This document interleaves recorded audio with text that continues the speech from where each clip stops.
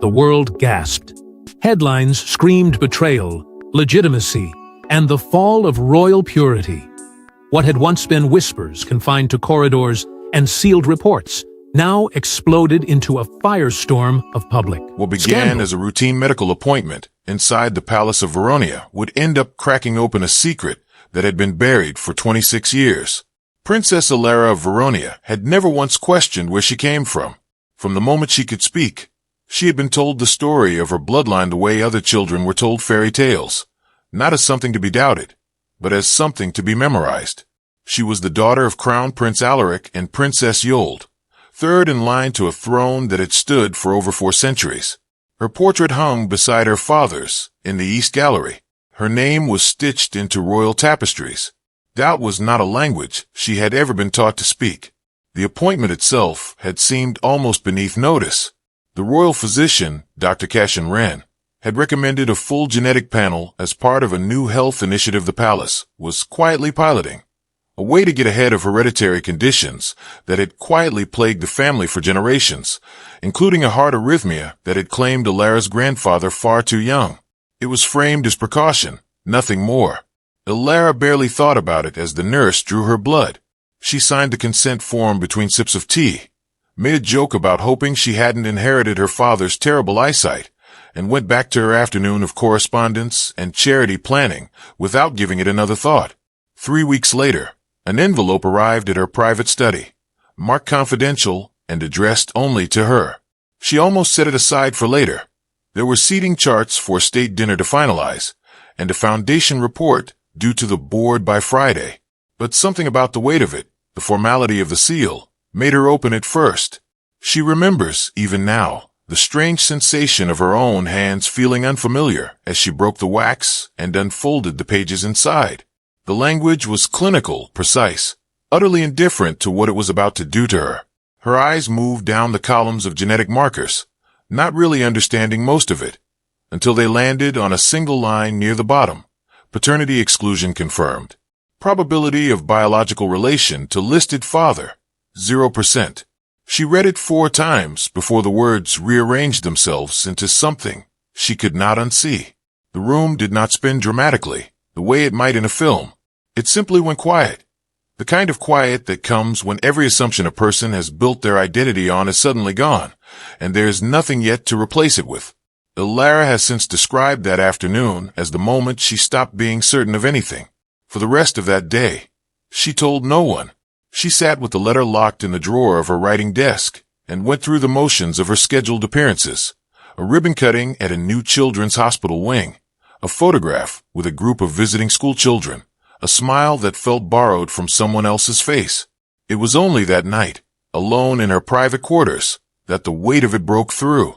She has spoken since about sitting on the floor of her bathroom for nearly an hour, unable to stop crying, unable to explain to herself why a piece of paper had the power to unmake 26 years of memory.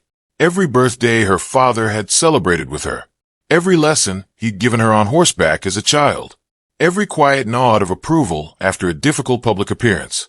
None of it had changed, and yet all of it now felt like it was standing on ground that had just been proven to be an illusion.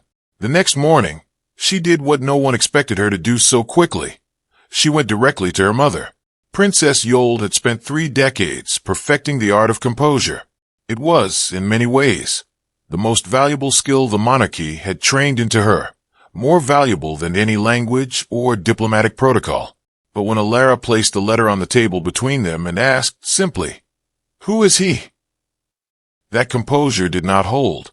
Alara recalls her mother's hands trembling as she reached for the paper, recalls the long silence before Yold finally looked up, and recalls, most of all, the moment her mother said quietly, "I always knew this day might come." What followed was not the fairy tale Alara had been raised on, but it was, in its own way, a very human story, the kind that royal families are rarely permitted to tell in public. Decades earlier, during a period when the pressures of an arranged and increasingly strained marriage had worn Yold down to something brittle, she had found an unexpected friendship with a man named Tomas Reyes, a landscape architect who had been brought in to redesign the palace's eastern gardens. He was not part of court life. He had no title, no political ambitions, no interest in the machinery of the monarchy at all, which, Yold admitted, was precisely what had drawn her to him. For a handful of months, in a life that otherwise felt entirely scripted, he had been the one part of her world that felt like it belonged only to her. It had not been planned as anything more than that, but when Yold discovered she was pregnant, she made a decision in an instant that she would spend the rest of her life quietly caring, to say nothing, to let the child be raised as the heir everyone already believed her to be, and to bury the truth so completely that even she, at times, had almost convinced herself it wasn't real. Tomas Reyes finished his contract with the palace within the year and was never spoken of again. Yold told Alara that she had thought, for a long time, that silence was an act of protection. Protection for her marriage, for the monarchy, and eventually for Alara herself, who she believed would be safer never knowing. Alara did not respond with the composure her mother had hoped for. She has been open, in the time since, about how much anger sat beneath the grief, not simply at the secret itself, but at the years of small, ordinary moments that now felt reframed. Every time she had been told she had her father's stubbornness, every time a courtier had remarked on some supposed family resemblance, it wasn't that those moments had been cruel. It was that they had been built on a story everyone else had been allowed to help write, except her. The confrontation with Prince Alaric, when it finally came, was quieter than Alara expected. She had braced herself for anger, for denial, for the kind of wounded pride she associated with the men of her family.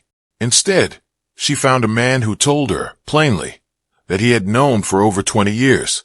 He had learned the truth not long after Alara's 5th birthday, during a period of private testing prompted by an unrelated medical concern, and had made the decision, alongside Yold, never to raise it. "You were my daughter the day you were born," he told her, "and nothing in that report changes what I chose every day after that." It was, Alara has said, both the most comforting and the most devastating thing anyone had said to her throughout the entire ordeal, because it forced her to hold two truths at once, that his love had been real, and that it had also been built, deliberately, on a foundation she had never been allowed to see. For weeks, Alara withdrew from public life almost entirely, citing a private health matter in the brief statement the palace released. Behind the walls of Veronia, however, she was doing something far harder than resting. She was trying to figure out who she was without the certainty she had spent her whole life leaning on. She spoke with a therapist for the first time. She read through old letters her mother had kept, searching for some trace of the man whose blood she now knew she carried. And eventually, quietly, without informing the press office, she reached out to Tomas Reyes himself. He was 61 years old, living a modest life 2 provinces away, running a small nursery business with his wife of many years. He had never married Yold, never sought any acknowledgement, and had, in fact, moved on so completely that he had assumed the secret would simply die with the people who kept it. When Alara's letter arrived, he has said, his first instinct was disbelief, followed almost immediately by fear. Fear of the scandal his own existence might cause for a young woman he had never met but had, in some abstract way, always wondered about. Their first meeting took place not in a palace, but in the small greenhouse behind his home, surrounded by rows of orchids he had spent years cultivating. Alara has described it since as one of the strangest and most grounding afternoons of her life. Sitting across from a stranger who shared her exact eye color, her habit of tilting her head slightly when she was thinking, and a stubborn streak neither of them had ever been able to explain to anyone else. There was no dramatic embrace, no cinematic reconciliation.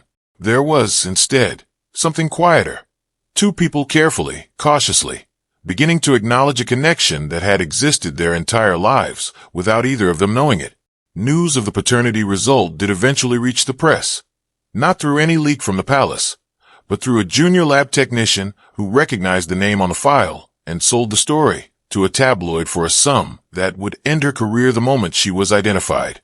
The headlines that followed were exactly as loud and as merciless as Alara had feared. Newspapers ran side-by-side photographs of her and Tomas Reyes, dissecting their features for resemblance. Commentators speculated endlessly about her place in the line of succession, about whether the monarchy's centuries-old rules of legitimacy even had language for a situation like this. For several days, Veronia's palace press office was overwhelmed, unable to keep pace with a story that had outgrown their ability to manage it. What surprised nearly everyone, including Alara herself, was the tone the public conversation eventually settled into. Rather than the scandal-hungry pile on the tabloids had clearly hoped for, much of the public response was sympathetic. Ordinary people wrote in by the thousands, many sharing their own stories of discovering unexpected family truths through home DNA testing, a phenomenon that had touched far more families outside the palace gates than anyone in the monarchy had ever had to reckon with in public. Alara, for the first time in her life, found herself being seen not as a distant symbol of tradition, but as someone whose story overlapped, in a very human way, with people who had never set foot in a palace. The legal and constitutional questions, however, did not resolve themselves so gently. Veronia's centuries-old succession laws had never anticipated a case exactly like this one, and for a period of nearly 2 months, government ministers, royal historians, and constitutional lawyers debated in closed session what Alara's biological parentage meant for her formal standing. In the end, the Crown's legal counsel reached a decision that surprised almost no one who understood the actual structure of the monarchy. Legitimacy within Veronia's royal house had never been defined strictly by biology, but by formal recognition and marriage at the time of birth, meaning that legally, nothing about Alara's position in the line of succession changed at all. It was Prince Alaric, in the end, who had to publicly reaffirm what he had privately told his daughter weeks earlier. She was his daughter, in every sense the law and his own heart recognized, and that would not change. For Alara, the legal resolution brought relief, but it did not erase the deeper reckoning she had been forced into. In the months that followed, she chose to speak publicly about the experience herself, in a rare and unusually candid televised interview that drew record viewership across the region. She did not frame it as scandal.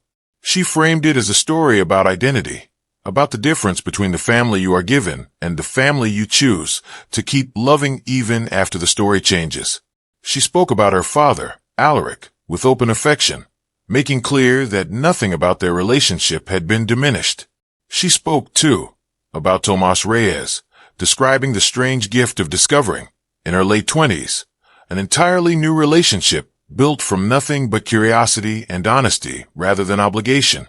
What began as a single sealed envelope had, by the end of that year, reshaped not only how Alara understood her own life, but how an entire nation thought about the fragile, human architecture that even the oldest institutions are built on.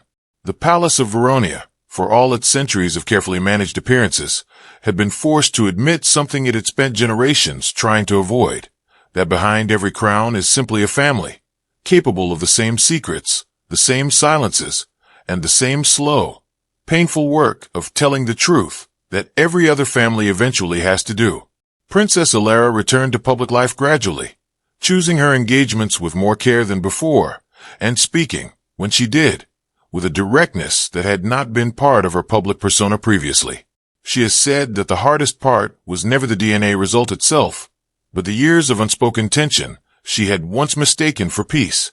The silences she had never questioned because she had never had a reason to. Now, she says, she asks more questions. She has told close friends that she no longer mistakes stillness for honesty. As for the monarchy itself, the incident prompted a quiet but meaningful shift in how Veronia's royal family approached its own history. New protocols were introduced around genetic testing and medical privacy, developed in part with Alara's own input, designed to ensure that no future member of the family would have to learn something so profound from a sealed envelope delivered without warning. It was a small, procedural change, but for Alara, it represented something larger, proof that even an institution built on centuries of silence could, when finally forced to, choose transparency instead. There were, of course, harder days too, days the interviews and headlines never captured. Alara has spoken privately, and later more openly, about the strange grief of mourning a version of her life that had never technically existed but had felt entirely real for 26 years. She describes it as a kind of loss without a funeral, one nobody quite knew how to comfort her through, because on paper nothing tragic had happened at all. Her father was alive. Her mother was alive. She had, if anything, gained a family rather than lost one. And yet there were nights, she admits, when she grieved the simple, uncomplicated certainty she used to carry, without even noticing it was there. Her relationship with her mother took the longest to rebuild. It was not anger that stood between them in the end, but something closer to disappointment. The difficult realization that a person can love you completely and still choose, for years, not to trust you with the truth about your own life. Yold, for her part, has said she understood that disappointment better than anyone, having spent 3 decades carrying the same secret alone. The two women found their way back to each other slowly, through long walks in the palace gardens that had once been redesigned by the very man at the center of it all, and through conversations that neither of them rushed. Elara has said that her mother's willingness, finally, to answer every question without flinching did more to repair their relationship than any apology could have. Her bond with Tomas Reyes grew in its own unhurried way. He never asked for a title, never accepted the modest allowance the palace's lawyers quietly offered him, and never once positioned himself as anything other than what he was, a man who had, by circumstance rather than intention, become part of her story later than he should have. Elara began visiting his greenhouse several times a year, always without press, always without announcement. She learned slowly the names of the orchids he had spent a lifetime cultivating, and found, to her quiet surprise, that she had inherited his patience for slow, careful things. It was not the relationship of father and daughter in any conventional sense. It was something new, built entirely on the years they'd missed rather than the years they'd shared, and both of them seemed to understand that trying to force it into a more familiar shape would only diminish it. Public fascination with the story faded, as it always eventually does, replaced by newer headlines and newer scandals belonging to other families. But within Veronia's palace walls, something had shifted permanently. Younger members of the royal